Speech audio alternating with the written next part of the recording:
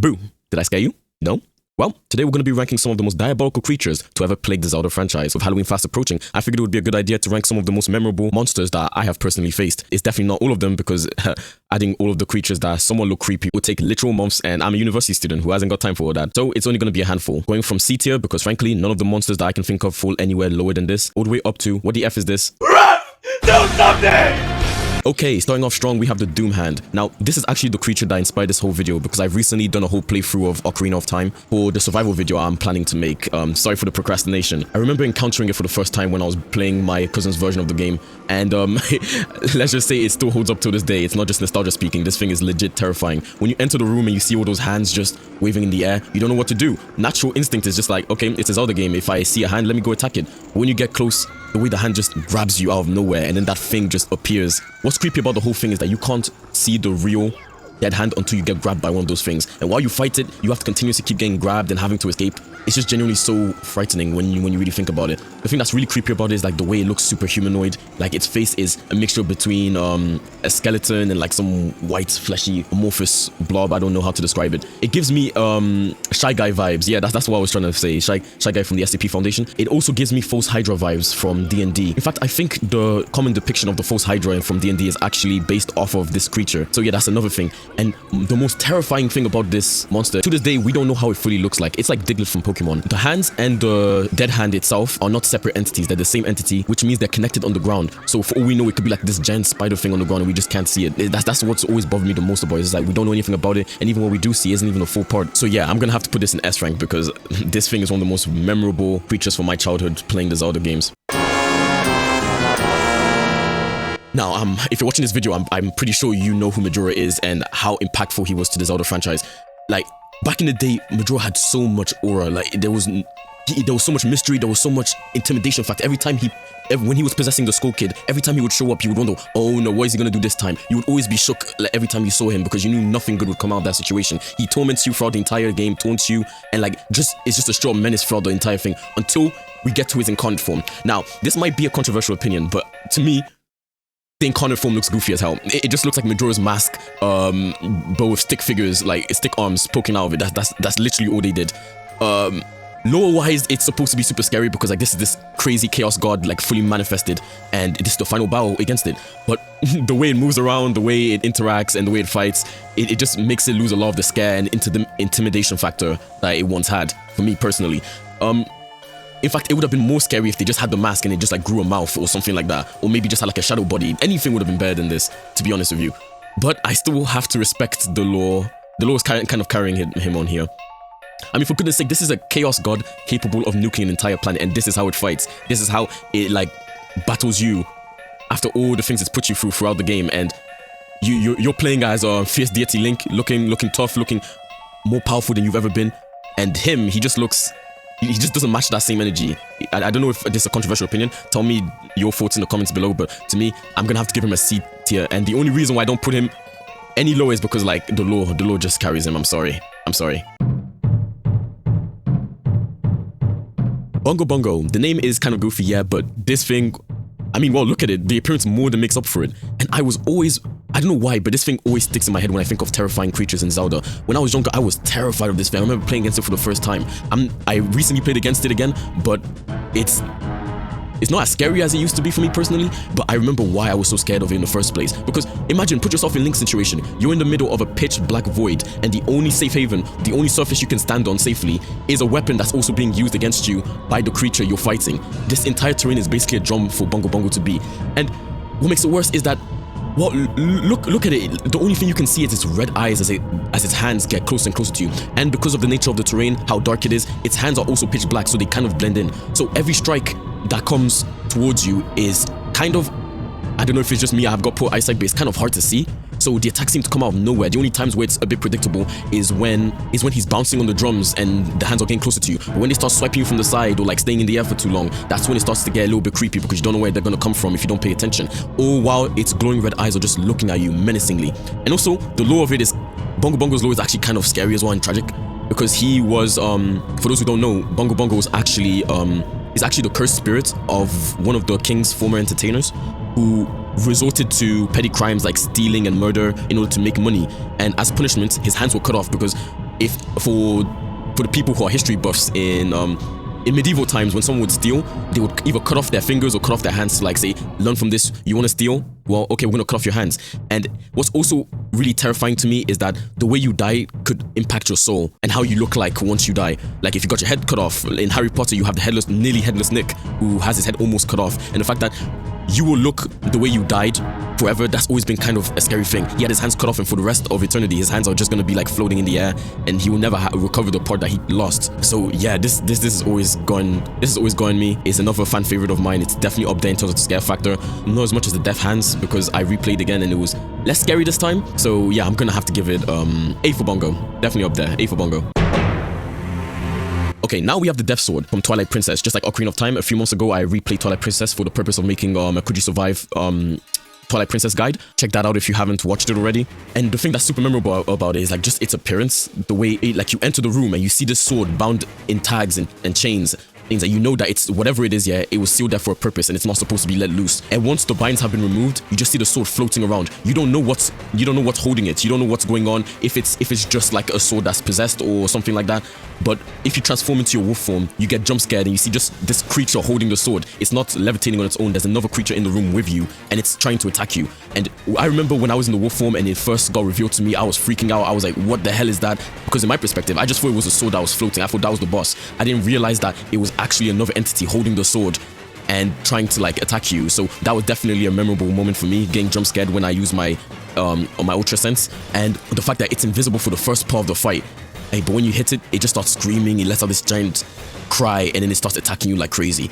Its appearance is honestly, I think it's one of the best designs of in the Zelda franchise. It's like I saw the design, I instantly fell in love. It's scary, but it's also cool. Like it has like this air about it. I don't know how to describe it. The fight itself was interesting, but it wasn't really too difficult. It was just slamming the sword against you and you would just hit it back. So it kind of took back the scare factor for me a little bit because of how quickly I was able to take it down. And most of the fight, I wasn't really scared. I was just trying to like admire it for like how it looked. Like I just loved the design. I was trying to like have a closer look. All the hits I did take from the fight were just because I was like delaying it to just have like a better look at the creature and see if there's anything I was missing on its design. So I'm gonna have to give it a B rank because I feel it's definitely scary to some extent, like especially the intro, but after a while I feel like it's more cool than it is scary. So I'm gonna have to give it a B rank. It's definitely up there, but like the fight itself wasn't really too intimidating after the initial hits that you give it. And now we get to some of the more cursed ones, starting with the Redead. Now, this thing is terrifying in many ways. One, the way it looks, it's usually depicted as this undead humanoid creature that is blind, and when you interact with it, it lets out this paralyzing scream that stops you from moving for a few moments. And this thing, well, it's scary in another way. It's rocking that EDP energy. It's rocking that Diddy energy. I'm not gonna lie. It's scary the way EDP is scary. It's scary the way Diddy is scary. When it gets close to you, it grabs onto you and it starts to bite you. But when I was a kid, I was immature, just like many of you, and I thought it was something completely different. And that's always been one of like the more terrifying aspects of this thing. Now as an adult, I realize it's not what it actually looks like. But still, I mean, come on, look at this. You're telling me that this wouldn't scare you as a kid? Heck, it scares me as an adult, even though I know it's not what's actually happening. Especially the ones from Wind Waker. All the versions of the Redeads are intimidating, well, except the Echoes of Wisdom one. They're just kind of annoying. But the ones that are really scary are the ones from Wind Waker, as they are giants. They are extremely big, and they tower over Link and most other characters. They go towards you slowly, and once they grab onto you, they do a lot of damage. So yeah, I'm gonna put it up. To be honest, I'm tight. I don't know if it's S rank. I might put it on S rank just for the memes. No. We're putting it on A rank. It's A rank. Ah, yes. The soundtrack that sends fear down the spines of millions.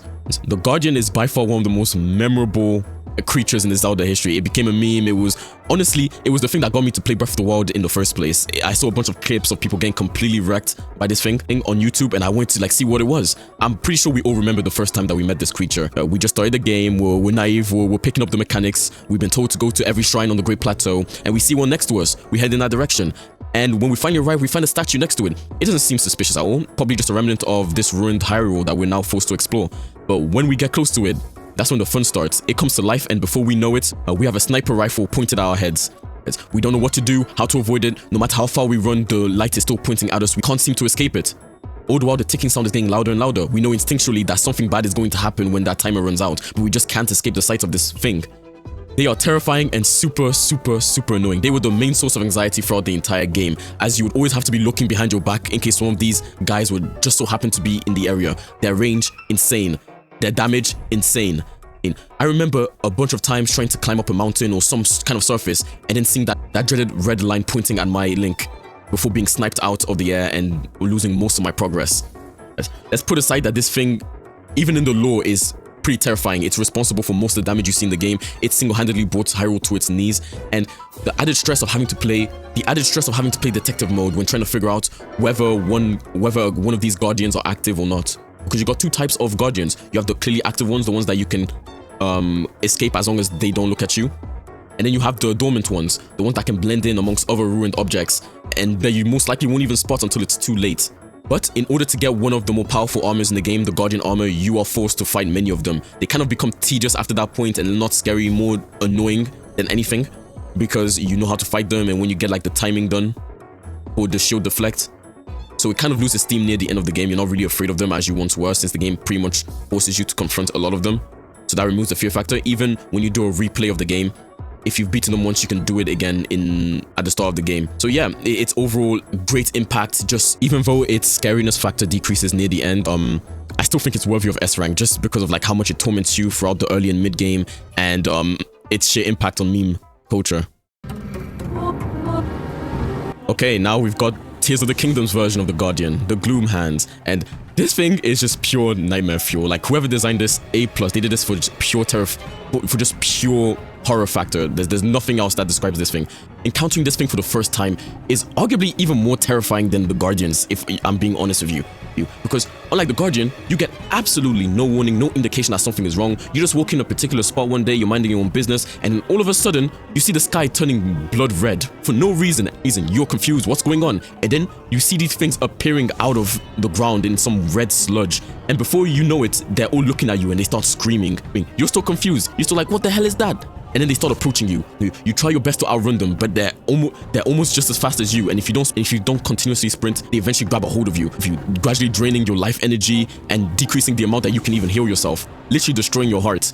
Oh, so yeah, I think I'm gonna have to give this another S rank. Like I can't put this anywhere lower than this. So once you got like some bomb arrows, it gets kind of easy. But even in the late game, if you haven't memorized all the spawning points, it can still catch you severely off guard. And if you're not prepared, that's an easy game over.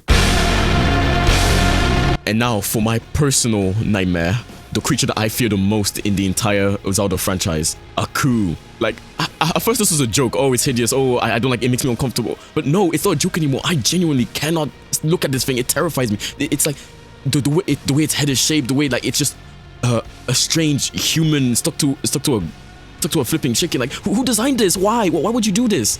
It's not funny. Like at first I was looking at it, it's like, no, like I don't know if it's just an overreaction on my part, but looking at this thing genuinely gives me like, I don't know, stress and anxiety. Like I remember when I was editing my video for the Twilight Princess one, I was making jokes about it, but like genuinely that part that I had to edit for Ooocoo, it genuinely like it was my least favorite part of the entire video, having to edit that thing. Like it, especially after I've seen some of like the realistic renders of whatever this thing is and like how disturbing it looks. Like its eyes just peer in your soul like in this unnatural way, and the fact I don't care that it gives me like a way to teleport around the dungeon. I don't care if it helps me out. Like she's just hideous, and not to mention the fact that I don't know why they did this, but she has her, you know, her things hanging out all the time. So yeah, I don't know. It's just like it's just on a primal level. She just freaks me the hell out. I don't know why. Who designed this? Whoever did. I hope they're not working at Nintendo anymore. Like frankly, this thing horrifies me. I don't know how to explain it. It's just hideous. If this thing was in my room, I would honestly just evacuate my house. I would jump out the window. I don't know how Link is able to pick it up so casually and like, this is what the F is that tier, bro. This is the most diabolical thing. Anyway, this is my tier list. I know I've skipped out a lot of other monsters that I could have put on this, but honestly, I didn't really have enough time to even like make this video. I'm a final year student. Uni's been kind of kicking my ass recently, so yeah, I haven't had that much time to post. I know I said I was going to be a little bit more consistent, but this is the list. Comment down below what do you think the most terrifying Zelda monster is? I would like to hear your thoughts. Anything you think I might have missed. Yeah, so this is the tier list, and happy Halloween, you guys. Hopefully your Ooocoo doesn't sleep under your bed. Actually, Hopefully your crew doesn't sleep on your bed. If you want to prevent that, like and subscribe. Maybe she won't come to your door. I hope she doesn't come to mine. Anyway, see ya.